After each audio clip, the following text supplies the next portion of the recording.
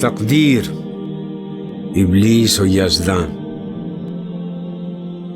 ابلیس: اے خدائے کن فکاں، مجھ کو نہ تھا آدم سے بیر، وہ زندانی نزدیک و دور و دیر و زود، حرف استکبار تیرے سامنے ممکن نہ تھا، ہاں مگر تیری مشیت میں نہ تھا میرا سجود۔ یزدان: کب کھلا تجھ پر یہ راز، انکار سے پہلے کہ بعد؟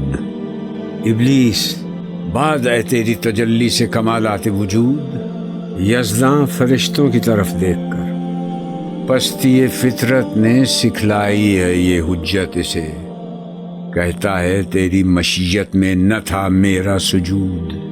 دے رہا ہے اپنی آزادی کو مجبوری کا نام، ظالم اپنے شعلہ سوزاں کو خود کہتا ہے دودھ۔